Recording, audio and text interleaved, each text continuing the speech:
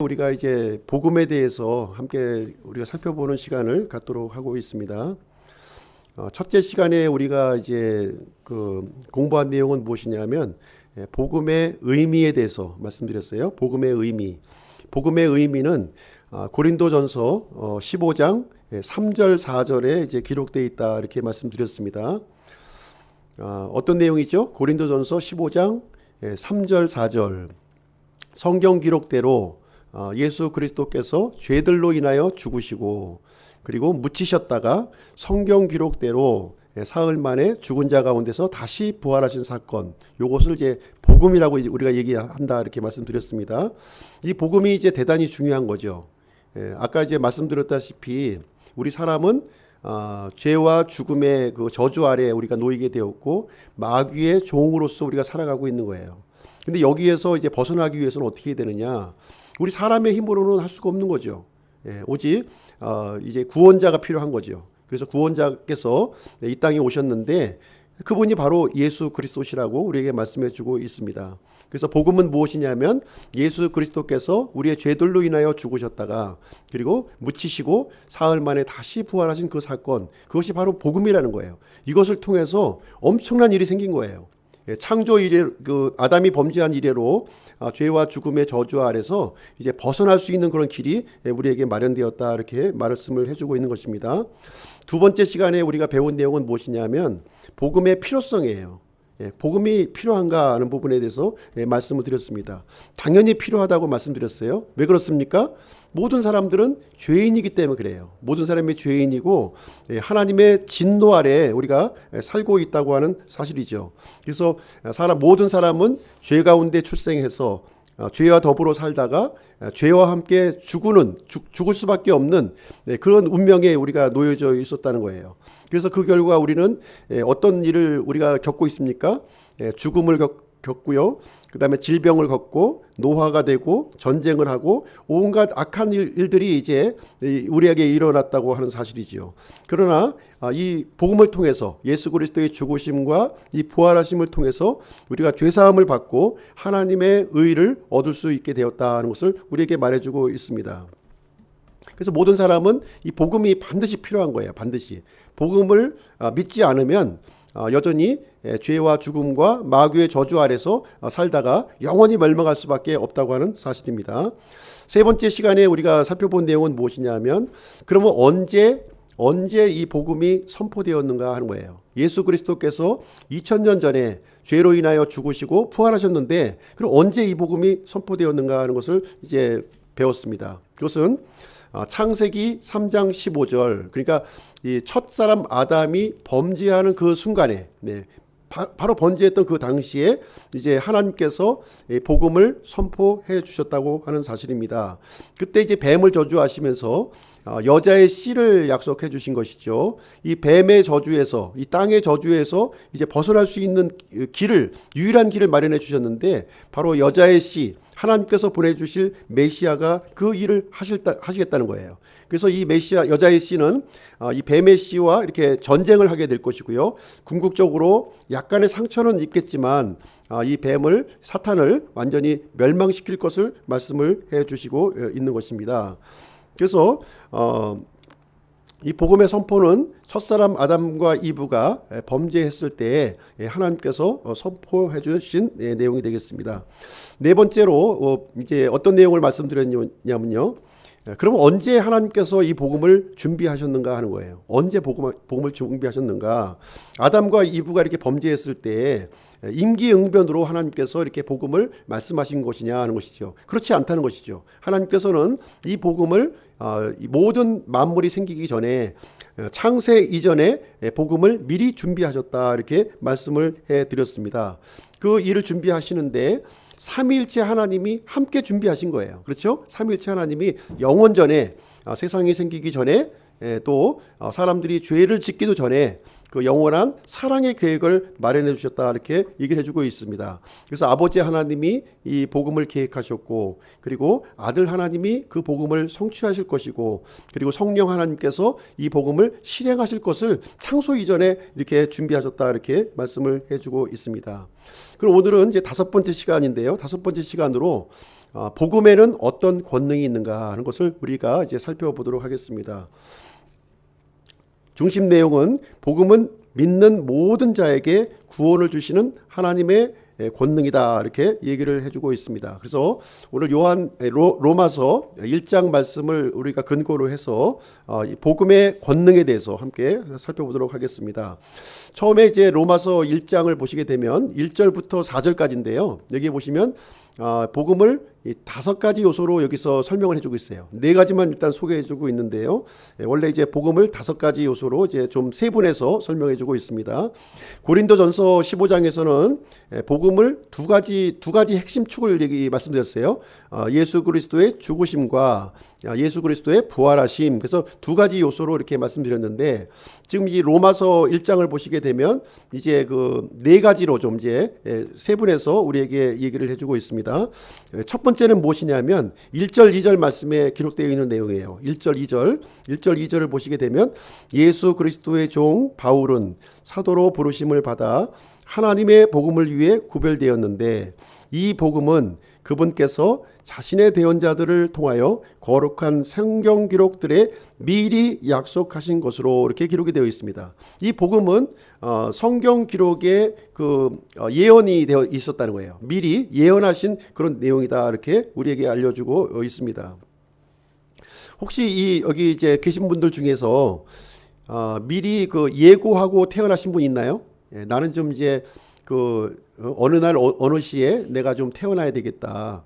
내가 어느 가문에서 출생해야 되겠다. 어느 장소에서 나는 태어나야 되겠다.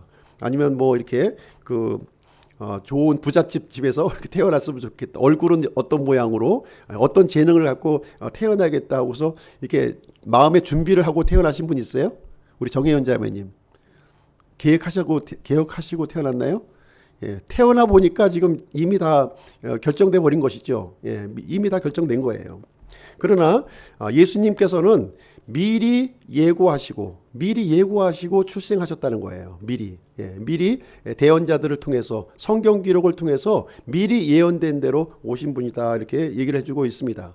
창세기 3장 15절에 보시면 여자의 씨를 하나님이 보내주시겠다 이렇게 약속을 해주셨고 창세기 또 12장에 보시게 되면 아브라함의 씨로 이제 메시아가 오실 것을 이렇게 말씀해 주셨어요. 그리고 창세기 48장을 보시게 되면 유다 지파로 오신다는 거예요. 유다 지파. 그리고 야곱의 12아들 중에서 유다 지파로 오신다는 것이고요. 그리고 사무엘하 7장에 가서 보시게 되면 다윗의 씨로 이 땅에 오시겠다 이렇게 메시아가 보내진다 이렇게 얘기해 주고 있습니다.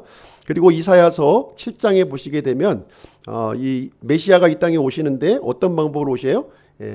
처녀 탄생의 방법으로 이 땅에 오신다 이렇게 얘기를 해주고 있는 거예요. 그리고 미가서 5장에 보시게 되면 장소를 또 언급해주고 있죠. 베들레헴 땅에서 유다 베들레헴 땅에서 이제 메시아가 오신다 이렇게 기록을 해주고 있습니다.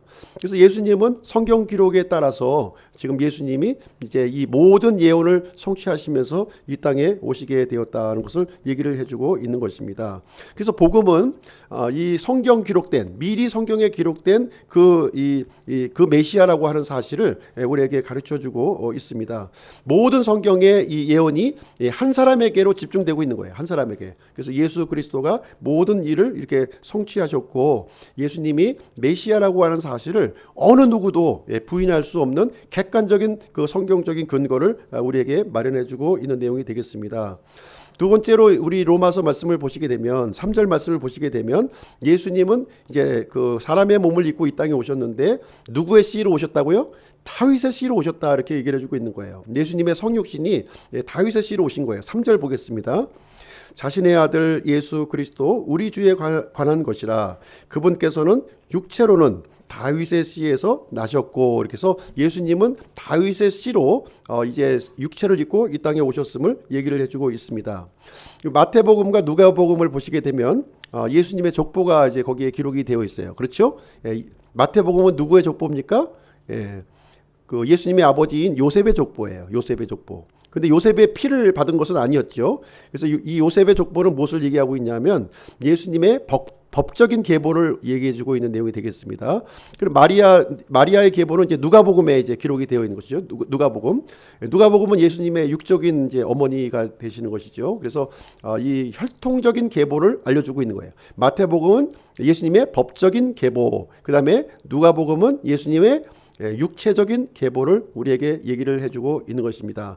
그래서 요셉과 마리아는 다윗의 자손이었어요. 다윗의 자손이었고, 그래서 이 예수님을 출생하자마자 출생 신고를 하러 이제 가게 됩니다. 어디로 가게 됩니까?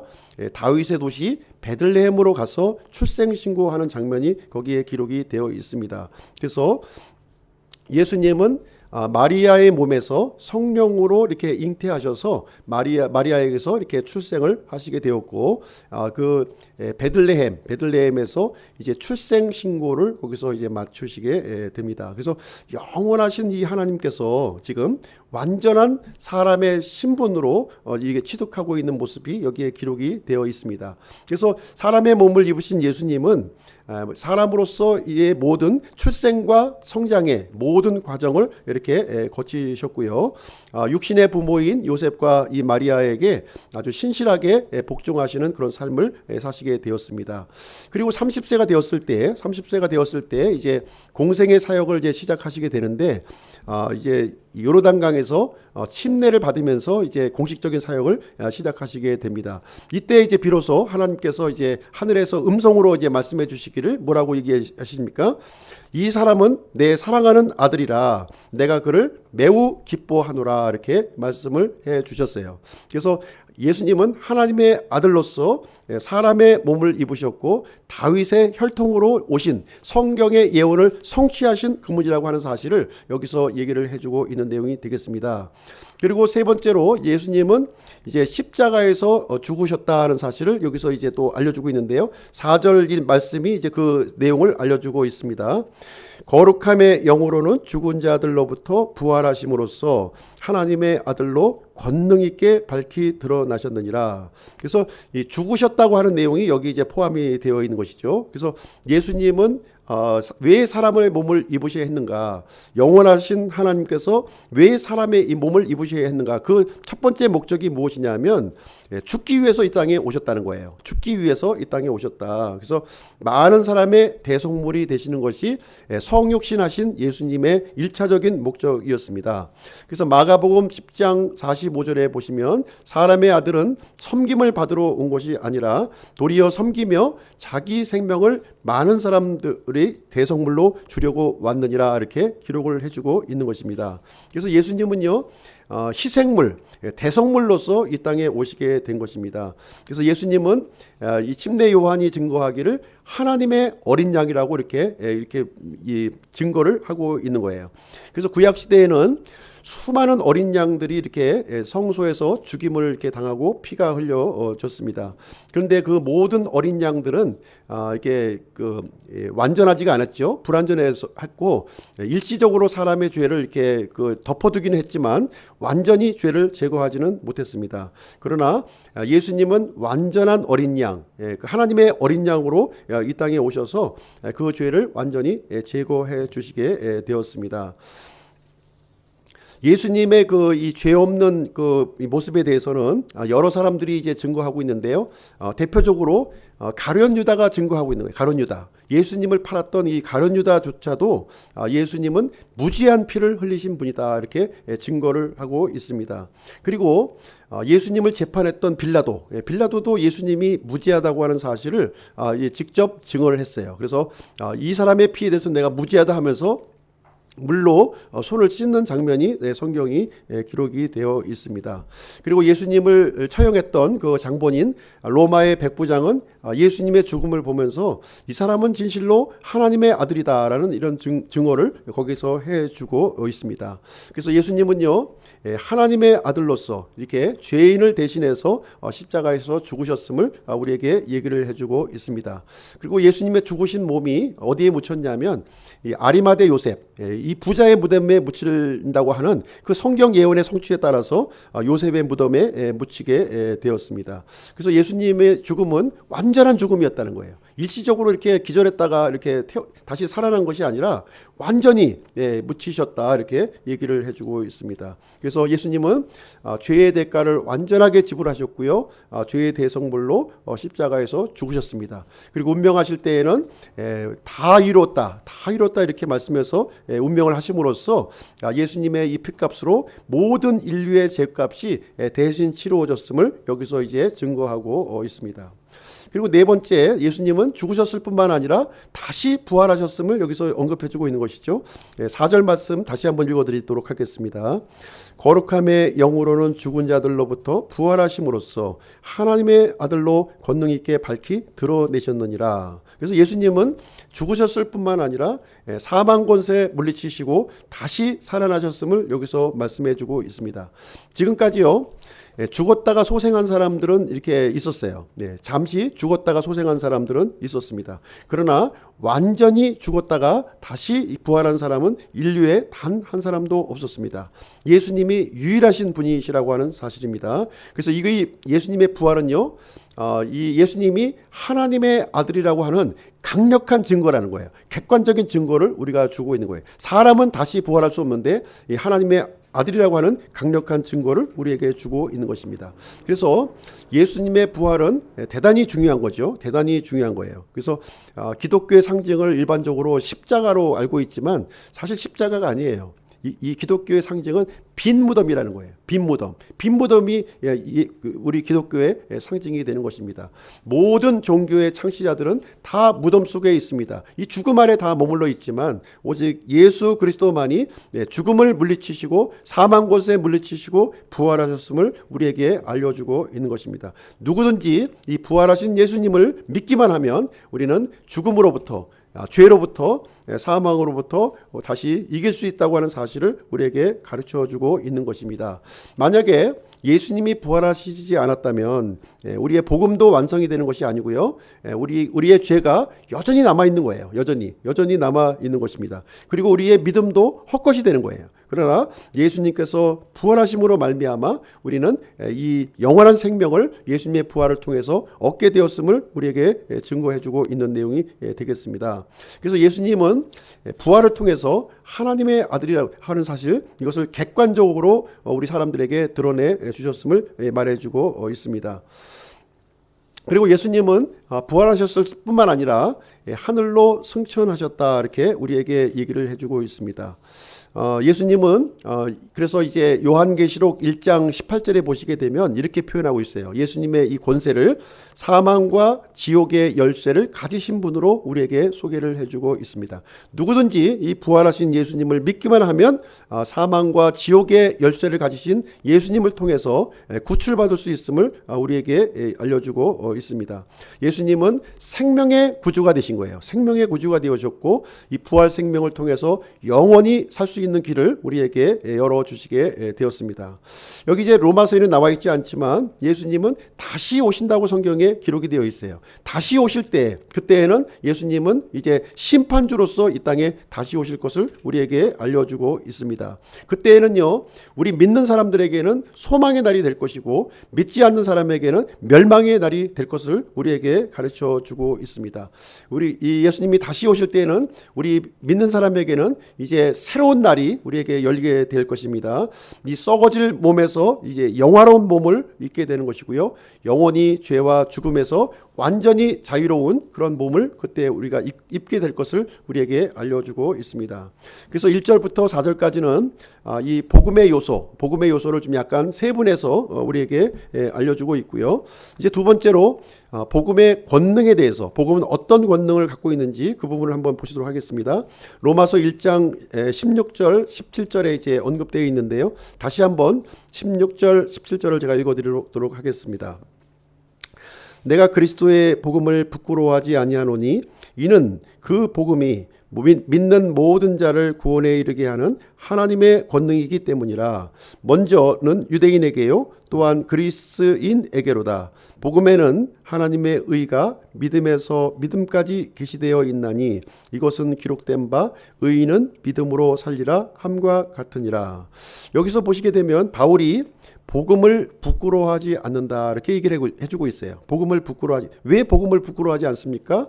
부끄러워하지 않는 이유는 복음은 하나님의 권능이라는 거예요. 하나님의 파워가 된다 이렇게 얘기를 해주고 있습니다. 이 세상을 지배하는 강력한 파워가 있는데 그것은 무엇입니까? 바로 죽음이라는 거예요. 여기 있는 분들을 포함해서 이 세상에 살고 있는 모든 사람들은 단 한 사람도 예외 없이 죽음을 피할 사람은 단 한 사람도 없다고 하는 사실입니다. 이 세상은 죽음이 통치하고 있다 해도 과언이 아니에요. 이 죽음은 우리가 이루어 놓은 모든 것을 다 빼앗아 가버립니다. 그래서 사랑하는 사람들과도 이렇게 헤어지게 되고요. 또 이루었던 재산도 이제 없어지게 되고 권력이나 명예나 모든 업적들이 죽음과 함께 다 사라지는 것을 우리는 볼 수가 있습니다.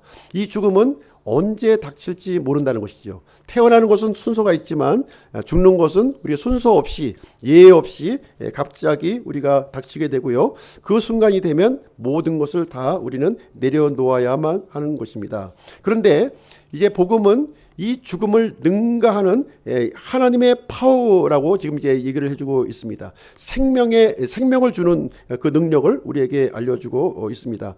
그래서 이 복음을 통해서 오직 유일한 길, 이 복음을 통해서 하나님의 생명을 우리가 얻을 수 있게 되는 것입니다. 두 번째로 이 본문에서 이제 또 얘기해 주는 것은 무엇이냐면요, 복음은 믿는 자에게 구원을 주시는 그런 파워, 권능이 있다고 이렇게 얘기를 해주고 있는 것입니다. 이 복음은 차별이 없어요. 차별이. 나이 든 사람이나 또 나이 어린 사람이나 부유한 사람이나 가난한 사람이나 동쪽에 사는 사람이나 서쪽에 사는 사람이나 남자나 여자나 아무 차별 없이 이 복음은 모든 사람에게 무차별적으로 부어지는 그런 것이 되겠습니다. 그러나 이 복음의 효력은 누구에게 임하게 되냐면 믿는 자에게 임한다고 하는 사실이에요. 이 복음은 모든 사람에게 주어졌지만 그것을 소유하는 사람은 어떤 사람이에요? 믿는 자에게만 그것을 이제 제공해 준다는 것을 얘기를 해주고 있습니다. 그래서 이 복음을 통해서 영원한 멸망에서 구출을 받을 수 있는 그런 길이 이제 열려지게 되는 것을 말해주고 있습니다. 이 세상에서 주는 것은 잠깐뿐이에요. 우리가 살 동안에만 우리에게 제공해 주는 것이죠. 잠시 연장해 주는 것에 불과합니다. 그러나 이 복음은 우리의 생명을 바꿔주고 또 삶을 바꿔주는 거예요. 우리의 소유권을 바꿔주는 것입니다. 그동안에는 마귀의 소유로 우리가 살아왔어요. 그러나 우리가 복음을 받아들이는 순간부터는 이제 하나님의 소유로서, 우리가 진정한 하나님의 소유로서 우리가 살아가게 되는 것입니다. 복음을 받기 전에는 우리가 어둠 가운데 살았어요. 그러나 이제 복음을 받아들인 다음에는 우리는 빛 가운데 살아가는 그런 삶을 살아가게 됨을 우리에게 얘기해 주고 있습니다. 세 번째로 이 본문에서 또 알려주는 것이 무엇이냐면 복음을 믿는 자에게는 하나님의 의를 주는 그 파워가 있다 이렇게 얘기해 주고 있는 거예요. 이 복음은 하나님의 의를 우리에게 제공해 준다는 것을 얘기해 주고 있습니다. 17절을 한번 읽어볼게요. 17절. 복음에는 하나님의 의가 믿음에서 믿음까지 계시되어 있나니 이것은 기록된 바 의인은 믿음으로 살리라 함과 같으니라. 그래서 복음에는 하나님의 의를 우리에게 준다 이렇게 얘기를 해주고 있습니다. 그래서 하나님의 의는 이 두 가지로 보통 우리가 좀 설명을 좀 드릴 수가 있는데요. 이 복음에 주는 이 하나님의 의는 하나님의 의로운 성품이라는 뜻을 갖기도 있고요. 또 이렇게 의로운 생활을 하는 것을 얘기해 주고 있어요. 두 가지 측면을 우리의 그 속성과 우리의 삶을 두 가지를 이제 얘기해 주고 있는 것입니다. 그래서 이 하나님의 의는 누구에게 제공되어지느냐? 이 복음을 믿는 자에게 우리에게 주어진다는 것을 얘기를 해주고 있습니다. 그래서 이 이 하나님의 의는요, 복음에 주는 하나님의 의는 믿음의 깊이에 따라서 하나님의 의를 우리에게 제공해 준다는 거예요. 믿음에서 믿음까지 이렇게 계시되었다 이렇게 얘기를 해주고 있습니다. 믿음의 단계에 따라서 하나님의 의가 우리에게 전달되어지는 것을 얘기를 해주고 있어요. 그래서 우리 믿음은요, 처음에 복음을 영접하는 믿음이 있는 거예요. 복음을 영접하는 믿음. 그 다음에는 복음을 영접한 다음에는 복음으로 살아가는 믿음이 있는 것이고요. 그 다음에 세 번째는 이제 복음과 일치하는 믿음, 연합하는 믿음을 우리에게 얘기를 해주고 있습니다. 그래서 믿음이 이렇게 성장해 감에 따라서 하나님의 의가 더 풍성하게 우리에게 제공되어진다고 하는 사실을 우리에게 얘기해주고 있습니다. 그래서 이 복음은 단순히 우리가 죽은 다음에 미래에 가는 내세에 국한되는 것이 아니라는 거예요. 이 복음은 지금 복음을 받아들이는 이 순간부터 시작이 된다는 것을 우리에게 얘기를 해주고 있습니다. 하나님의 의를 이렇게 실현해 나가는 그런 그 시작점을 이제 복음이 제시해 줄 뿐만 아니라 이 살아가는 것 능력도 우리에게 주고 최종적으로 하나님의 의를 완전히 연합하는 그런 데까지 우리에게 이루어진다는 것을 얘기를 해주고 있습니다. 그래서 요한복음 15장에 보면 이렇게 언급이 되어 있죠. 예수님이 내 안에 거하시고 내가 예수님 안에 거함으로 말미암아 많은 열매를 풍성한 열매를 맺게 된다 이렇게 얘기를 해주고 있는 내용이 이제 거기에 나와 있습니다. 그래서 이 복음을 믿는 사람들은 이렇게 풍성한 하나님의 의를 누릴 수 있도록 우리에게 해준다는 것을 우리에게 알려주고 있습니다. 자, 세 가지를 이제 말씀드렸어요. 이 복음에 주는 이 능력에 대해서 세 가지를 제가 말씀드렸습니다. 첫 번째는 복음은 하나님의 파워, 권능이 된다 이렇게 말씀드렸고요. 두 번째는 이 복음은 구원을 주는 그런 파워가 있다 이렇게 말씀을 드렸고요. 세 번째는 하나님의 의를 주는 파워가 있다 이렇게 말씀을 이제 드렸습니다.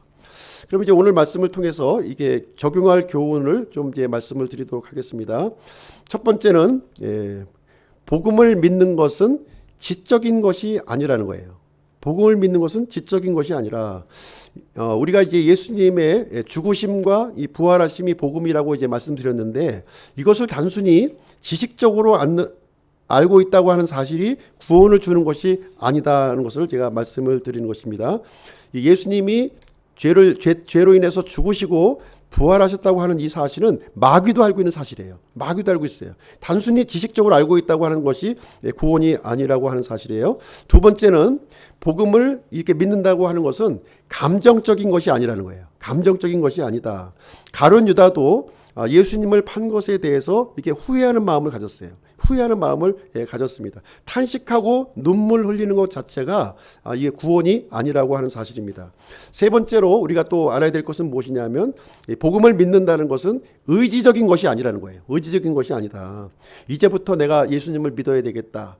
이런 이 결단 자체가 이 구원이 아니라고 하는 사실을 이제 우리에게 말씀을 해주고 있습니다.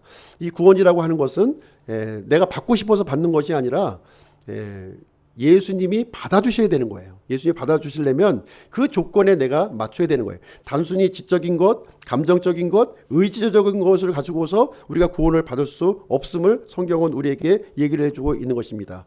그러면 어떻게 우리가 이제 복음을 믿는 것이냐 하는 것을 말씀을 드리도록 하겠습니다. 복음을 믿는다고 하는 것은 이 세 가지 요소가 다 들어있어야 되는 거예요. 이 지적인 요소, 감정적인 요소, 이 의지적인 요소가 복합적으로 같이 들어있어야 함을 우리가 알아야 한다는 것입니다.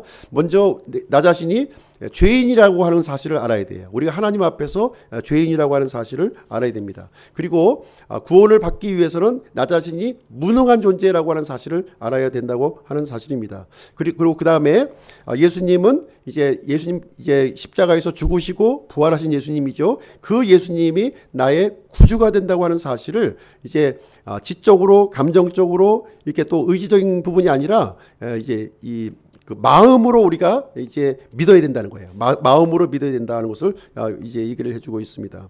이때 이제 복음이 이제 이해가 되어지고 복음이 믿어지게 우리가 되는 것입니다. 그래서 예수님이 내가 죽어야 할 죄를 위해서 대신 죽어주시고 그리고 예수님의 부활을 통해서 하나님의 생명, 하나님의 의가 나에게 주어졌구나 하는 사실을 우리가 이해가 되고 믿어지는 것, 그것이 바로 복음을 믿는 것이고 구원을 받게 되는 결정적인 그런 이 포인트가 되겠습니다.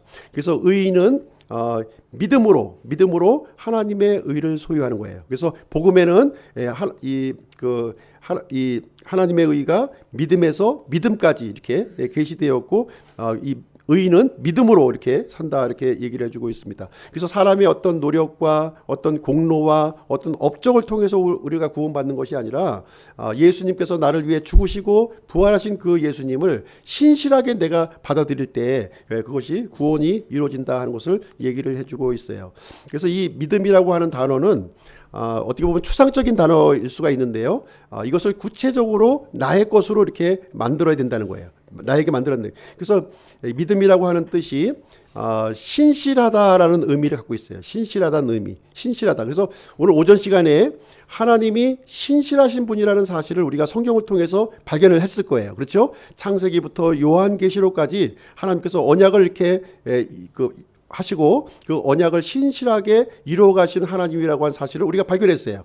그 신실하신 하나님을 향해서 내가 신실하게 반응을 하는 거예요. 나도 신실하게 그 하나님을 내가 이제 하나님이요 구원자로 나의 하나님, 나의 주인으로 받아들이겠다는 그런 이 반응을 했을 때 구원이 우리에게 임하게 된다는 것을 우리에게 가르쳐 주고 있습니다. 그래서 이 복음이라고 하는 것은 구원받는 그 순간에만 필요한 것이 아니라 우리가 살아가는 것과 마지막으로 하나님의 의를 완성하는 그때까지 이 복음을 통해서 이루어진다고 하는 사실을 우리에게 알려주고 있습니다. 그래서 우리 그리스도인들은 이 복음의 권능을 날마다 경험하는 그런 삶이어야 한다는 것입니다. 왜 그렇습니까? 지금 우리가 살고 있는 이 세상은 이 정상적인 세상이 아니에요. 지금 마귀가 지배하고 있고 죽음이 지배하고 있고 이 죄가 지배하고 있는 그런 세상 속에 우리가 살아가고 있는 것입니다. 이 저주에서 벗어날 수 있는 길은 뭐예요?